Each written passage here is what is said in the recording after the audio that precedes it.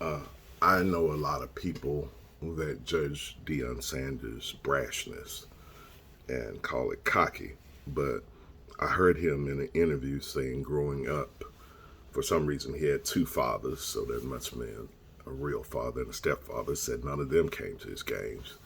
And he said that his mother was always at work trying to make ends get near each other because they never met. So he said mom was always working.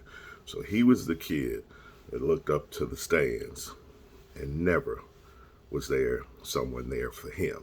So he said he had to learn sometimes to internalize some of the things. He had to become his own crowd. He had to become his own applause. He had to become his own biggest fan. And it's so easy to judge someone without knowing their story. There's a guy I know, and he's the guy in church that's shouting John. He's always shouting. Praise break, break up, and you know, you're literally at church, and I know folks think he go again.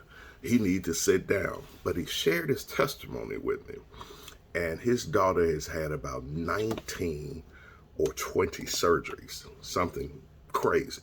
He has a 1.5. He has a seven-figure charge-off on his credit bureau. And he says the charge-off is so huge that creditors just ignore it. And he's now qualifying for credit, can get anything he wants. They know that 1.5 million that he probably spending $100 a month on, and I would be praising too. So you know, it's just some things you judge people, but you don't know their story. You got to know people's story. It's easy to judge, but you got to know their story. I have a friend, and he shared his personal testimony with me. And he said, and he's doing well now, preacher of the gospel, but he was born to a family that was Muslim. And he said when he was about 5, he and his brothers and sisters had to come up with hustles to eat that day. 5.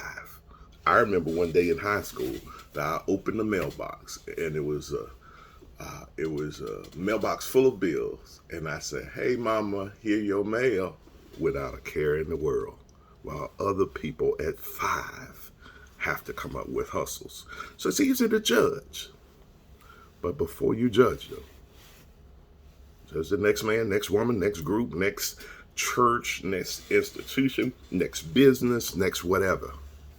Please know their story. There's a reason behind the madness most times. You're judging because you've been safe on some perch. And some folks have been down there and skinned their elbows, skinned their knees, skinned their feet, and they barely have any skin at all. So before you judge, know their story. Be blessed.